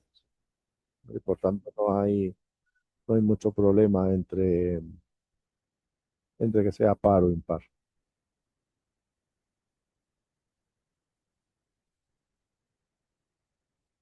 Ese último paso, Carlos, acuérdate que cuando yo tengo una sublista parcialmente ordenada, lo único que me tengo que ocupar es de ordenar los elementos, recorrer los elementos que sé que no están ordenados con respecto a la lista total. Es decir, una de las ramas siempre va a partir de la base que está ordenada y tú solo tienes que eliminar los elementos de la otra sublista. Da igual si fijas la de la derecha y ordenas los de la izquierda o si fijas los de la izquierda y ordenas los de la derecha. Sí, Jorge Enrique. Profe, dudas con la fórmula. Si yo voy a aplicar logaritmo allí en esa fórmula que tiene n sobre 2 a la k, si yo subo ese exponente me queda 2 a la k menos 1. Me queda, no sé si estoy equivocado, y ahí se aplica logaritmo a cada lado para desarrollar ese exponente k, ¿no? No, no entiendo lo del 2 a la k menos 1. Ese valor que tiene ahí es n dividido 2 a la A la k, k. sí. Si yo Igual a subo, 1. Igual a yo 1. Por, ¿estamos subiendo ese exponente a acompañar a la n o se está sí, sí, porque igual esa es la idea.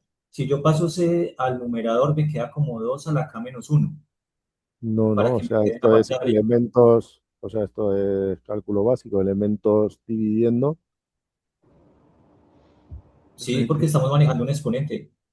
Si yo voy a dejar ese exponente, yo lo paso No, no, o sea, porque me resta 1. el elemento dividiendo sube multiplicando al otro lado de la ecuación. Ese es 2 ok, ok. Por eso lo está pasando al otro lado, no lo está subiendo donde está en el numerador, no lo está dejando donde la n. 2 elevado a k, tomo logaritmo en base 2 a ambos lados, logaritmo de n igual a k.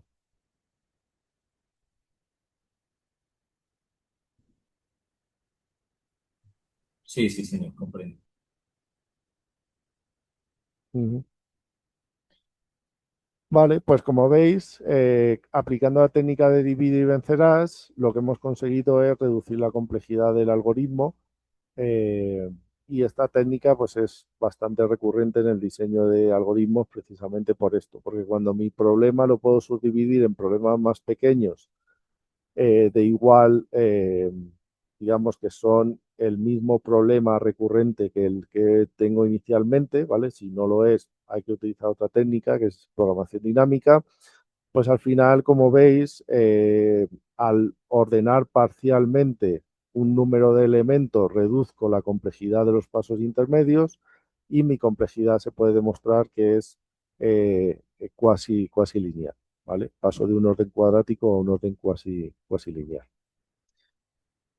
Venga, nada, aquí la dificultad de entenderlo es esta primera recurrencia, ahí es donde os he visto con más dudas, que ver que el exponente que va dividiendo la lista, el tamaño de la lista, va siendo el mismo que la profundidad del árbol, ¿vale? Esa profundidad del árbol multiplicado por el n operaciones que realizo al ir agregando cada uno de los niveles, pues es lo que me da la fórmula de n log n. ¿Ok? Y bueno, pues ya es la hora, deberíamos de entrar a... Bueno, nos queda Quicksort, ¿vale? Pero Quicksort al final tiene un peor caso que es n cuadrado y, y el mejor caso que es n log n. Y por qué Quicksort es tan popular eh, si es que tiene peor aplicación que el que hemos visto. Bueno, pues realmente es tan popular porque sí que es verdad que utiliza un tamaño de memoria fija para, para la ordenación, ¿vale? Digamos que desde el punto de vista de tiempo, el merge sort es más interesante porque siempre te garantiza n log n, pero desde el punto de vista de control de la memoria, Quicksort además te garantiza que la memoria no crezca con el tamaño del árbol, con la profundidad del árbol, ¿vale? Simplemente quedaroslo como curiosidad. ¿Dónde se utilizan los algoritmos de ordenación? Pues aquí tenéis toda esta lista, que es, como ya os adelantaba, lo utilizáis eh, muy a diario, casi sin daros cuenta, en todas estas funcionalidades que tenéis bueno, pues en vuestro desarrollo o vuestro análisis de datos, ¿no? Por tanto, es interesante al menos ver una vez cada uno de los modelos. Pues hemos visto inserción, cómo se recorre la lista hacia adelante y cuando detecto un salto lo recoloco hacia atrás. Hemos visto cómo veíamos Bubble Sort, que lo va haciendo progresivamente en múltiples iteraciones, y hemos visto el más interesante, que es Quicksort, que aplica divide y vencerás, y lo que hace es subdividir las listas y así alcanza en cada uno de los niveles, optimiza una parte del cálculo y reduce la complejidad total del algoritmo, ¿vale? Esa misma técnica de divide y vencerás, pues la vamos a ver aplicada en otros dominios, donde ya os digo que la característica principal es que el subproblema tenga las mismas características que el problema original, ¿vale? Así que nada, lo dejamos aquí y no sé, Manuela, si quieres comentar algo, dice sobre las actividades. No sé si quieres hacerlo ahora mientras grabamos para todos tus compañeros o prefieres que para la grabación, lo que tú me digas.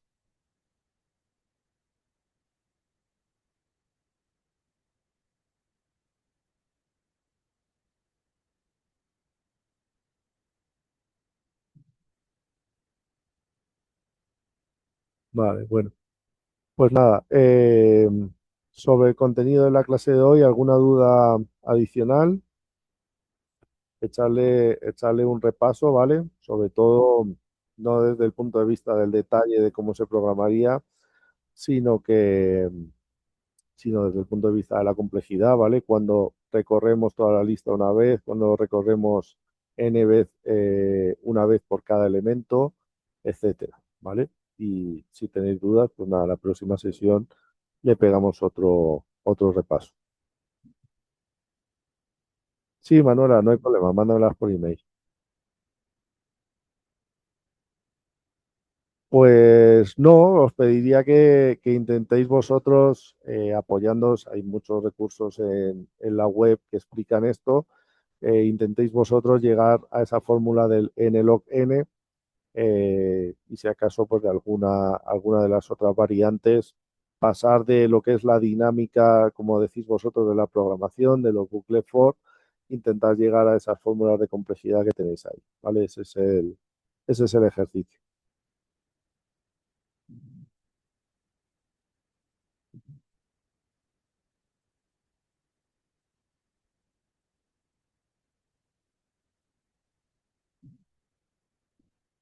Venga, pues nada, gracias a vosotros y buenas noches. Nos vemos el próximo viernes.